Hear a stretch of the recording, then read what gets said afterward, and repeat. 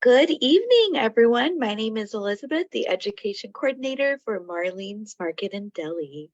Tonight's special guest that we have with us is Ariane Chenard. She is a Ayurvedic health counselor and local practitioner at Puget Sound Family Health, located here in Tacoma, Washington. And we are always so pleased to have her with us. Thank you so much. Yeah. Thank you. I'm happy to be here. A little delay, but nothing worrisome, just stressful. And I'm glad to be here to talk to you about how you can use Ayurveda to manage IBS. You are at the right place if you have been told or you think you have I expect that, or you are just confused about your digestive system, how it's acting up, and you feel at its mercy, or you are just looking to improve your digestion or to feel better or to just know more about your digestion. My name is Ariane Chenard. I'm an Ayurveda health counselor. You can find me downtown Tacoma at Puget Sound Family Health or through my website, elementsofayurveda.com. I offer one-on-one Ayurvedic consultation, and I also have programs. And I'll be talking to you more about one program in particular, which is how to manage your IBS in 3 months with Ayurveda. And that's the subject for today. Okay,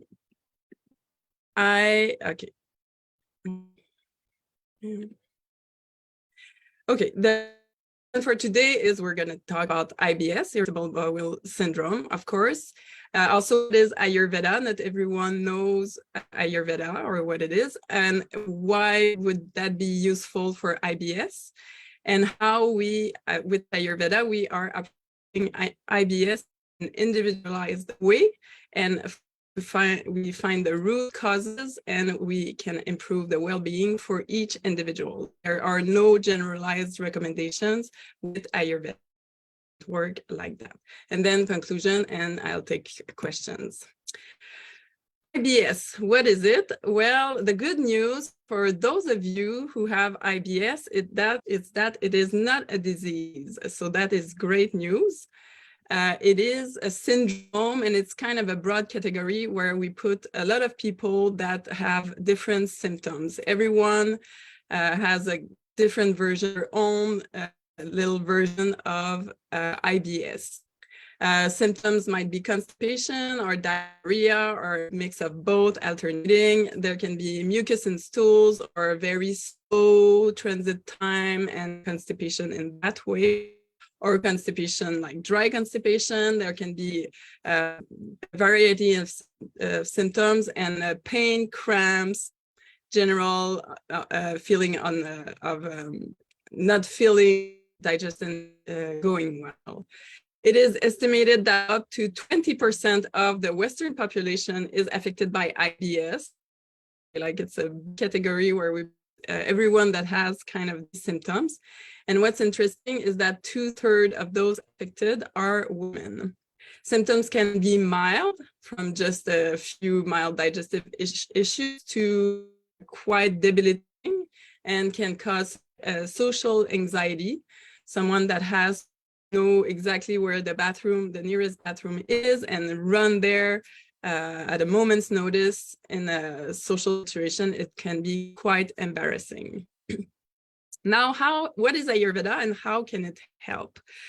The name it's Ayurveda means the science of life and longevity in Sanskrit. Is a very old system of medicine, many millennia, and it's the constant search for balance with diet and lifestyle.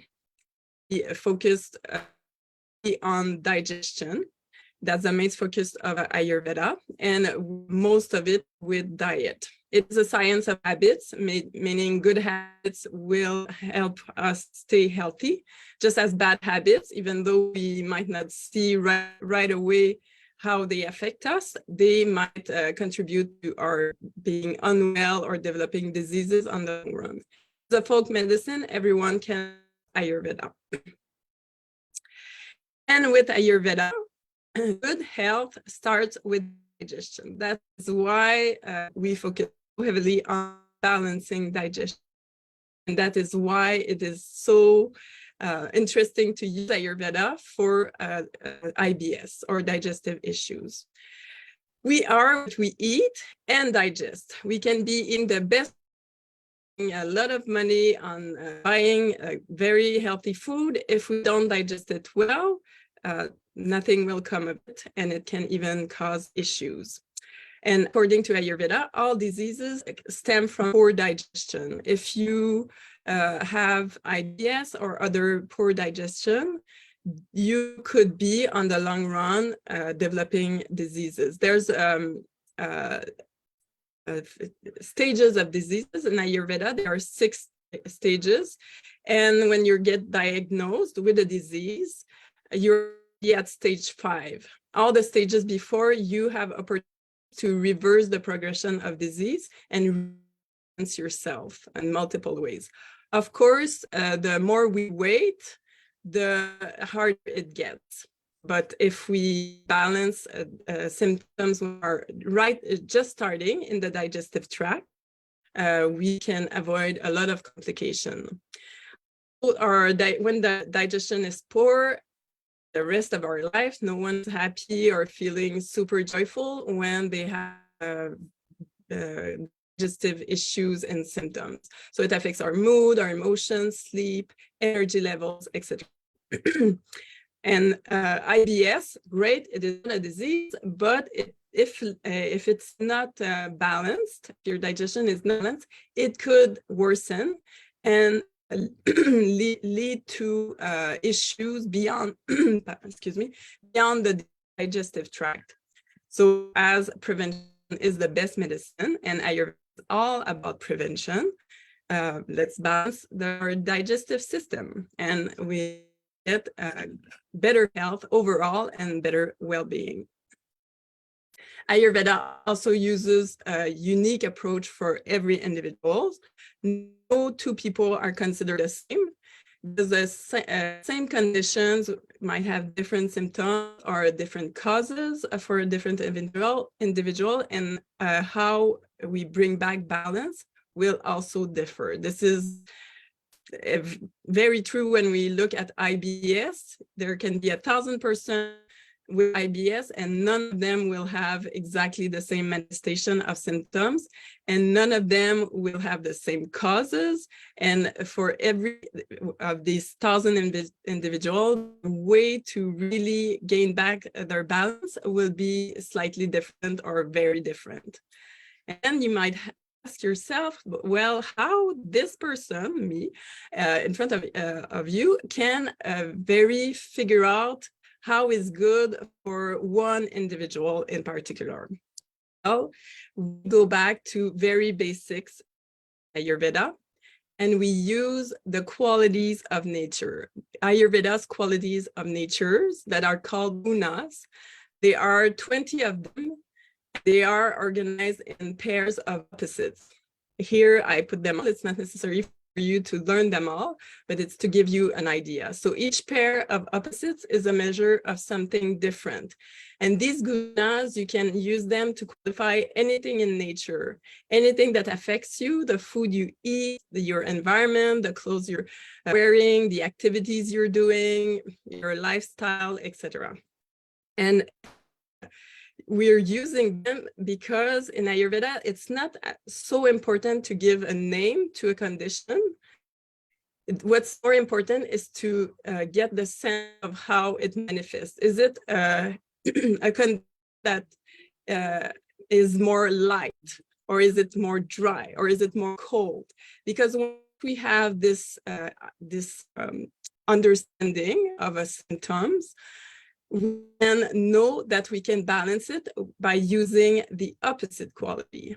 Because in Ayurveda, a fundamental concept is that like increases like and opposites balance. So you have a condition, for example, you might have too much dryness in your body, and this could manifest in a IBS that is constipation, but dry constipation, the rabbit pellet stools, for example.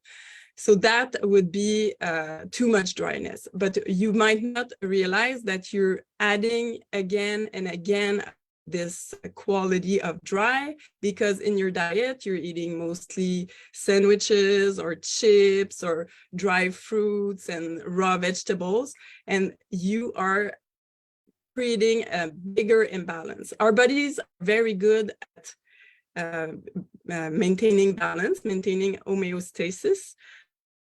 We can either help them do that or help our body do that, or we can create even more difficulties. Like if what we eat is always adding the same quality that is imbalanced, our body will really have trouble bringing back balance. So that's how we use the gunas. We qualify what's going on in one person, and we know that this person in particular needs these types of qualities in particular. Would it be moist to balance dryness, or warmth to balance coldness, etc. We also work using the doshas or vital energies. You might have heard of them, Vata, Pitta, and Kapha. And these are more notions than anything else. They are not something that you can really see, although you can see what they give us or what they make up in our body. Vata is more a notion of movement, respiration, elimination. Everything that moves in our body is the result of Vata dosha. Pitta is transformation, heat, and metabolism. And it is the only dosha that is hot. And these doshas have themselves the qualities from the gunas, have themselves specific gunas. Kapha is structure, growth, nourishment, lubrication. So we all have these three doshas, but in unique proportions. A person might be more Vata and will be very thin, very light, bubbly, very social and creative. A person with more kapha might be more sturdy, just by nature, and stable, loving, and things like that. A pitta person, very focused, driven, and fiery. And in the imbalance, they will have nice attribute. Imbalance, they have each their own tendency. A Vata person might have tendency toward more nervousness, anxiety, feeling scattered, and insomnia. And in the digestive system, that comes too much Vata is gas and bloating and dryness, so dry constipation. Pitta, too much Pitta imbalance might be someone that has more heat and inflammation, someone with fiery emotions like irritability and anger. And in the digestive system, in IBS, that would be more diarrhea, loose stool, maybe burning sensation as well. Kapha is much more stable and slow. And in a person that is imbalanced, kapha might be lethargic, tending towards depression, and just not this feeling of being tired all the time, or things like that.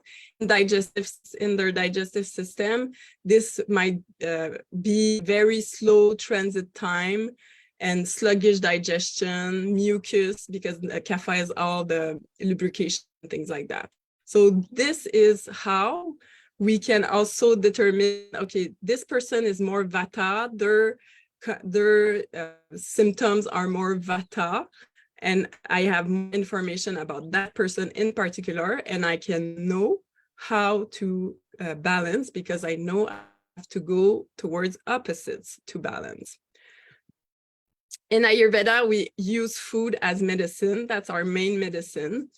And because, as I mentioned, every diseases according to Ayurveda stem from poor digestion, and poor digestion is very much related to the food we eat. Maybe it's not appropriate for our constitution, or maybe it's just not in there's many reasons why food might not be, we need certain types of food might not be what we need. Green vegetables, raw vegetables are not good for everyone. Like the salad you think is very healthy might not be good for you and might give you gas and bloating, while other types of food would be very comforting for you, for example. So there are no dietary generalization. Each individual has unique needs, and not everything is good for or bad for everyone. Always depends. That's something that you'll hear in Ayurveda. It depends because it always depends. It depends on someone's constitution. It depends on someone's imbalance or their symptoms. And food, well, we go back again to the gunas. What kind of food we should give someone? It depends on what type of imbalance they have, what kind of IBS they have. For you to get an idea, we have heavy or light food, and you have to remember all these are like meat is heavier than dairy is heavy, and vegetables are maybe lighter than meat, but it's all relative. So you have to judge by yourself. And also some people would find meat to be very heavy, other would digest it better. So it's always relative. But dull, sharp, these are gunas that applied for food, for example. And stable and mobile is more like the of grounding food versus stimulating food. Sharp is also a stimulating versus dull, that is more comforting and soothing and just heavy. We also use the 6 tastes: sweet, sour, salty, bitter, pungent, and astringent. And these tastes, some people are best to stay away or limit. You always want all the taste, but some, like for some people or some conditions, you want to limit a certain taste or include more of the sweet taste is not just sweet sugar. In fact, refined sugar is not really well seen in Ayurveda, but it's everything that is building. So carbohydrates, proteins, lipids, that's all the sweet taste. Meat, avocado, nuts, like it's all building, it's all gonna give you a lot of energy. And that's the main component of a meal. It's the sweet taste. Sour, it's pretty obvious. So you have the sour fruits, but you also have ferments. Ferments are considered sour. So wine, kombucha, for example, alcohol. Salty, and and all these tastes have different properties and different effect on the digestion and on the body. Salty taste is obviously salt, but it's all that are rich in minerals. Bitter taste is a neglected taste in American diet. Everything that is green, but also many herbs, the coffee that are bitter. And I believe that people that need their coffee or really want their coffee and can't have a bowel movement without a morning coffee, it's because they are missing the bitter taste in their diet. Pungent is things that are spicy and hot and stimulating, so spices, obviously. And astringent is more a sensation than a taste. It's the sensation of dryness that you get when you eat certain foods, like banana, for example, or pomegranate juice. Like it's kind of drying, and sometimes something very astringent, and you almost have trouble swallowing. So that's what it is. And these tastes, so they each have different effects in the body, and again, different would do better with more of certain taste. Vata people tend to be depleted and too light because Vata is an air element. They need something more bonding, and dryness of Vata, moisture. So for sweet, sour, and salty are better taste.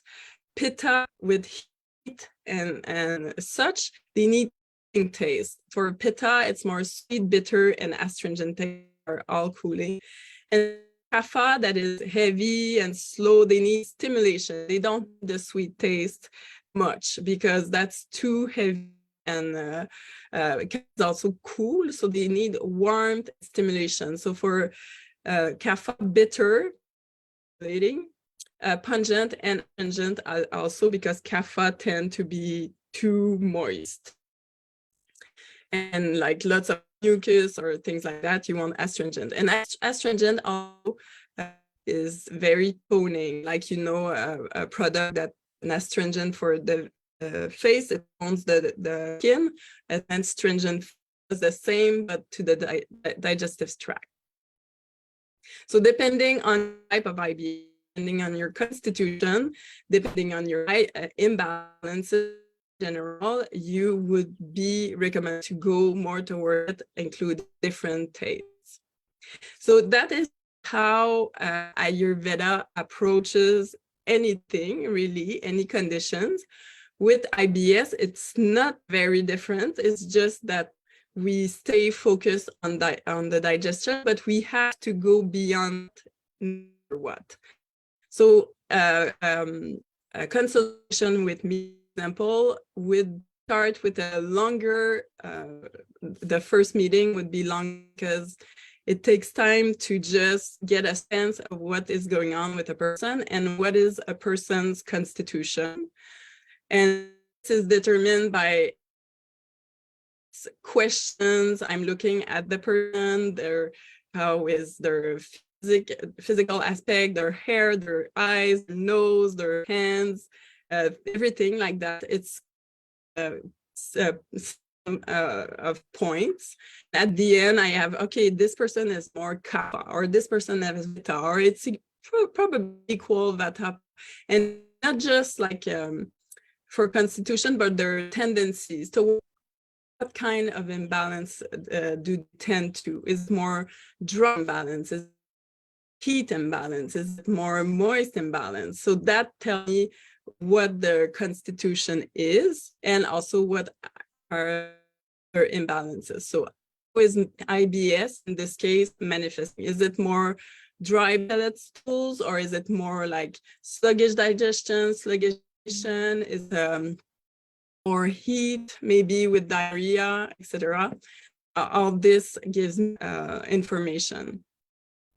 And then, of course, have to understand what are the possible causes of imbalance and what is causing IBS, because there's always a cause. And Ayurveda is not an approach that just try to band-aid on something. It really a root cause, because we want to change that. If the cause is some diet, you need to change, make adjustments in your, it might be lifestyle, it might be food intolerance or stress or trust, all these things. And talking about that, there are many causes that can affect your digestion and cause IBS.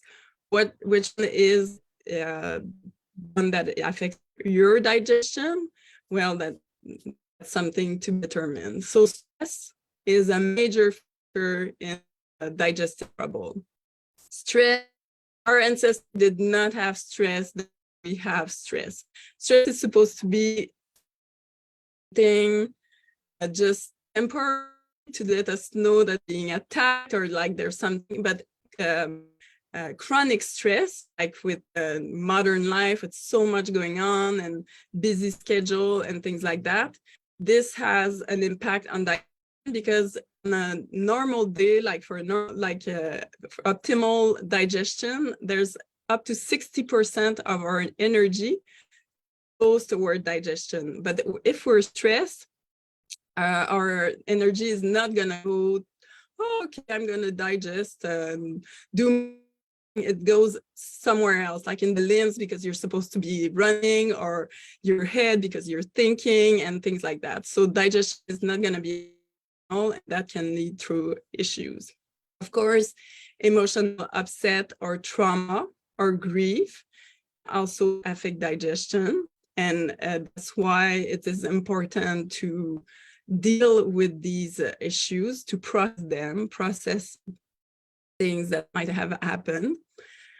Food allergies, sensitivities, intolerance, it's all important to know. They can all be responsible for IBS. Allergies is when your immune system is responding to something it had been with, and it can be mild or pretty intense, the way to anaphylactic shock that can be deadly. Sensitivities is somehow in between intolerance and allergies. Intolerance is when your body does not have the proper enzymes, maybe it can't break down certain food and it gives you symptoms. Sensitivities is like in between. We're not so sure. Sometimes it can be mild allergies, or sometimes something is missing in digestion. According to if you don't eat the appropriate food for your condition, you can have all sorts of issues. Bad food combining. Also, you should not eat any type of food together. And there's a long list in Ayurveda, but just to mention a few, dairy and fruit is a forbidden combination in Ayurveda. In fact, fruits are best eating on their own. And you don't want to use many types of protein in the same meal, because each type of proteins require different digestive enzymes. And if you really mix a ton of things or just have a very complicated meal, your digestion is overburdened.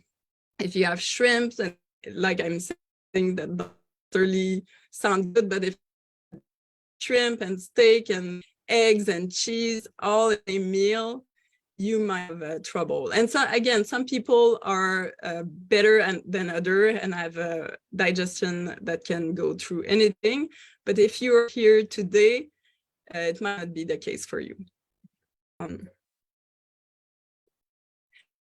There are also such thing as eating food of season that might not be great for your digestion or your lifestyle. Look at this guy in the picture.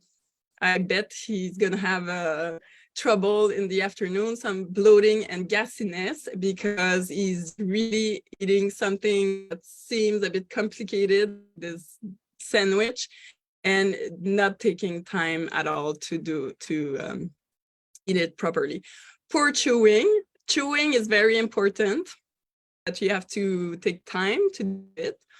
It's the only part of digestion upon which we have control. The rest, it just happens without us having anything to do, although we can kind of influence it if we're putting our account set, and that definitely can help. But chewing is a part where we have the most. And drastic changes in diet can also affect our digestion. Previous illness or infection and have repercussion on the long term on our digestion. So Ayurveda would use all these tools to make some recommendation, individualized recommendation. So I'll give you just a few examples for how it can differ from one person to another. These are hypothetical examples that would never happen exactly like that, but some of these recommendations could be offered for anyone, really. Excuse me. So a Vata person, for example, and I mentioned that would have dry, constipation, gas, bloating, and cramps, and with a highly stressful job and irregular meal times.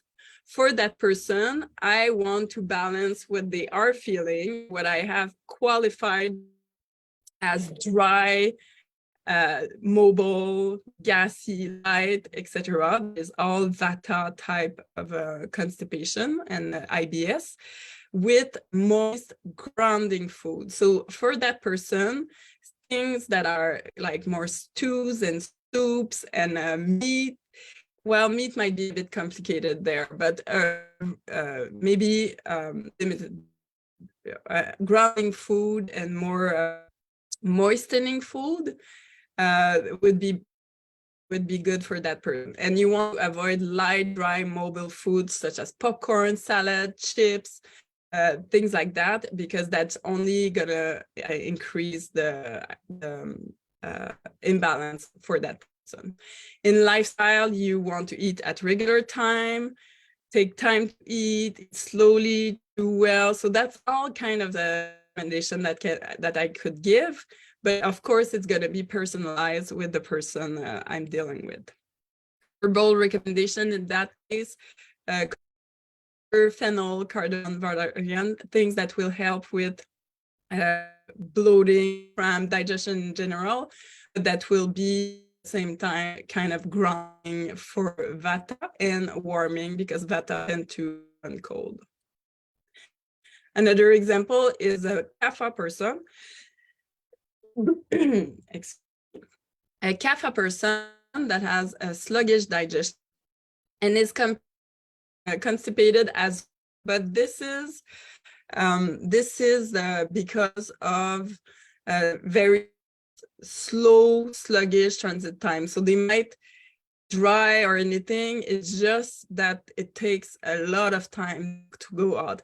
And if it takes, the longer it takes to come out, more time it has to ferment, and then you have all these foul-smelling gas that can form, and it can lead to all sorts of issues.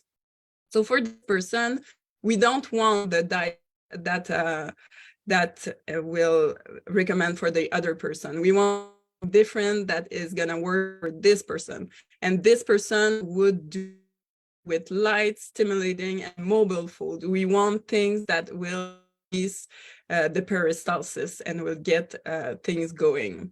We avoid heavy, dull, difficult to digest food such as dairy, eggs, meat, nuts, etc. And in lifestyle, again, that's just hypothetical, but maybe this person is drinking a lot of water all the time. Some people drink too much water, and if, in particular, if it's cold water, it really dampens the digestive fire and can make everything sluggish. Drink cold water. If you drink a lot of it, if you drink cold while you're eating, it makes your body to reheat all of this to bring it to body temperature before it can start digesting. So it really cause issues. So other recommendations, also herbal recommendation would be things that are stimulating and warming. Ginger, black pepper, cayenne, for example, and triphala, which is a Ayurvedic formulation that helps with this elimination and laxative. Finally, a Vata Pitta client could have alternating constipation, diarrhea with puffs, mushy stools. So again, like just to give you an idea, the diet would need to include more cooling and soothing food, avoid too much heat, oiliness, things that are gonna heat up the digestion. So the salty and sour taste are pungent, are very heating. Want to avoid that or limit that.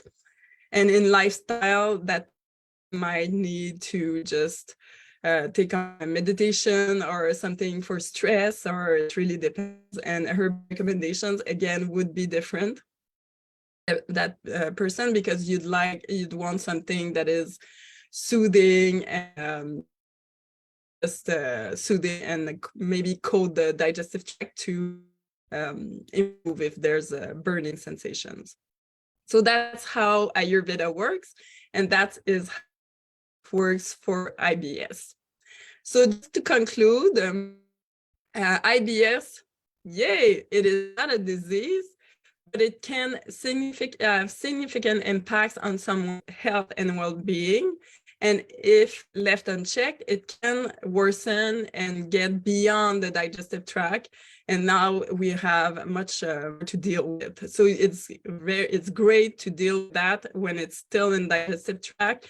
And anytime you have digestion that is more than a non-event that you realize you are digesting, there's something is not going normally.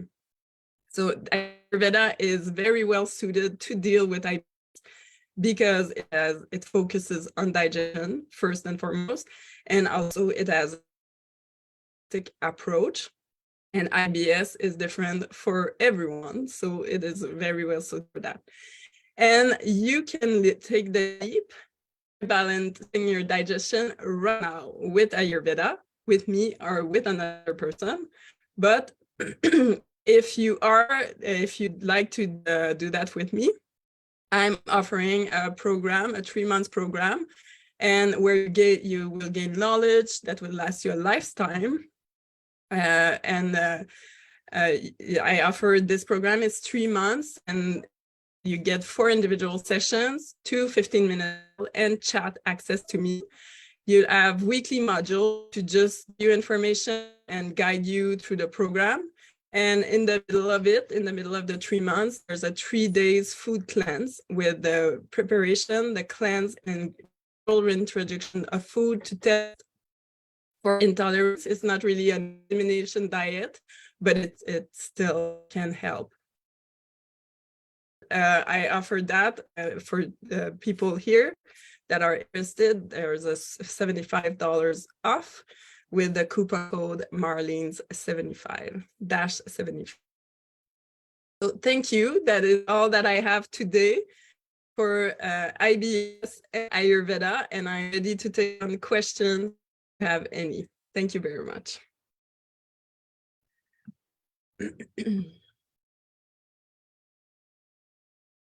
Thank you so much, Ariane. That was wonderful. Thank you.